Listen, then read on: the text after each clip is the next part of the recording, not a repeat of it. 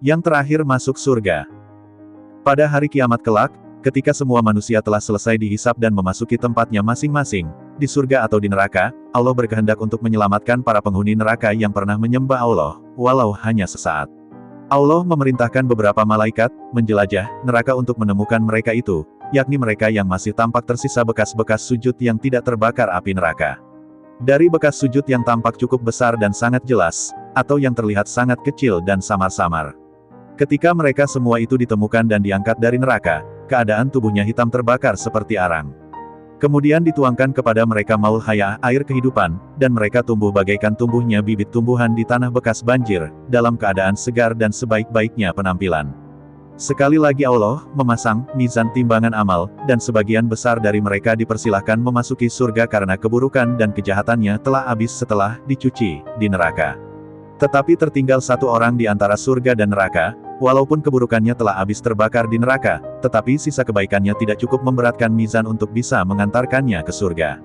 Dia itulah orang terakhir yang akan masuk surga, karena kasih sayang dan rahmat Allah. Tetapi tampaknya Allah tidak akan membiarkannya begitu saja memasuki surga tanpa mencandainya, terlebih dahulu, sebagai bentuk kasih sayangnya. Sekaligus memaksimalkan kegembiraannya ketika nantinya masuk surga. Allah menghadapkan wajahnya ke arah neraka. Setelah beberapa waktu lamanya, ia berdoa, "Wahai Tuhanku, palingkanlah wajahku dari neraka ini, baunya amat menyakitkan diriku, dan panasnya bisa membakarku." Allah berfirman kepadanya, "Apabila permintaanmu itu aku kabulkan, apakah engkau akan meminta lagi kepadaku?" Orang itu berkata, "Tidak, ya Allah, demi kemuliaan-Mu." Kemudian Allah membuat semacam perjanjian dengannya untuk tidak meminta lagi, dan Allah memalingkan wajahnya dari neraka ke arah surga. Ia bersyukur telah dihindarkan dari pemandangan neraka dan melihat pemandangan surga. Tetapi namanya manusia yang masih memiliki nafsu, walau saat itu telah menjadi nafsu yang diridhoi Allah dan nafsu yang ridho kepada Allah, melihat pemandangan yang begitu indah hanya dari kejauhan, bangkit keinginannya untuk melihat lebih dekat. Tetapi ia terhalang dengan perjanjian yang telanjur disetujuinya dengan Allah, karena itu ia hanya diam. Beberapa saatnya ia diam, tetapi pergolakan hati dan nafsunya untuk lebih dekat kepada surga tidak pernah diam. Tampaknya ia tidak tahan lagi untuk meminta, berdoa, walau telah berjanji untuk tidak meminta. Ia menyadari, tidak zat yang paling sabar, paling memaafkan, yang tidak pernah jemu untuk mengabulkan walau tidak pernah mematuhi dan selalu melanggar larangannya, kecuali Allah Subhanahu wa Ta'ala. Bahkan keberadaannya saat itu tidak lepas sifat-sifat Rahman dan Rahim Allah itu. Kalau bukan Allah yang mengadilinya saat itu, pantasnya ia tetap berada di neraka selama-lamanya. Ia memberanikan diri untuk berdoa, meminta lagi, "Wahai Tuhanku, bawalah aku ke dekat pintu surga." Allah berfirman, "Bukankah engkau telah berjanji untuk tidak meminta lagi, selain yang telah engkau minta sebelumnya?" Ia berkata memelas, "Wahai Tuhanku, jangan hendaknya engkau jadikan aku makhluk-Mu yang paling malang." Allah berfirman kepadanya, "Apabila permintaanmu itu aku kabulkan, apakah engkau akan meminta lagi kepadaku?" Orang itu berkata, "Tidak, ya Allah, demi kemuliaan-Mu, aku tidak akan meminta yang lain lagi."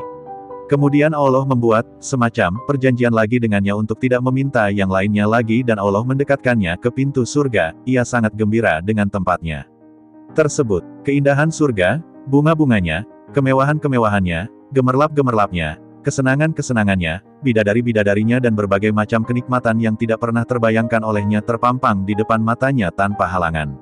Setelah beberapa waktu lamanya menikmati pemandangan surga yang penuh kenikmatan itu, lagi-lagi nafsu manusianya tergerak untuk bisa memasuki surga, tidak sekedar berdiri di pintunya seperti saat itu. Tetapi teringat akan janji yang telah diberikannya kepada Allah, ia jadi terdiam.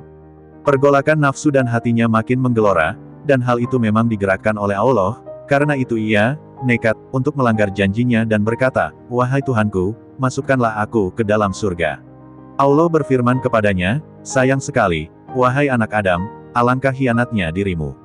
Bukankah engkau telah berjanji untuk tidak meminta sesuatu lagi selain permintaanmu sebelumnya?" Lagi-lagi ia berkata memelas, "Wahai Tuhanku, jangan hendaknya engkau jadikan aku makhluk-Mu yang paling celaka." Allah tertawa mendengar pernyataannya tersebut dan mengizinkannya memasuki surga. Baru beberapa langkah di surga, Allah berfirman, "Mintalah segala apa yang kamu inginkan." Tentu saja orang tersebut sangat gembira mendengar perintah Allah tersebut. Ia menyebutkan daftar permintaan dari semua apa yang dilihatnya tersebut, termasuk beberapa hal yang terlintas di pikirannya. Setelah ia kehabisan data permintaannya dan berhenti berbicara, Allah berfirman kepadanya, mintalah tambahannya ini dan itu. Allah menyebutkan sesuatu yang belum masuk dalam permintaannya, dan ia segera memohon untuk diberikan tambahan seperti itu. Beberapa kali Allah mengingatkan beberapa hal dan kenikmatan kepadanya, dan ia memohon untuk bisa diberikan tambahan seperti itu.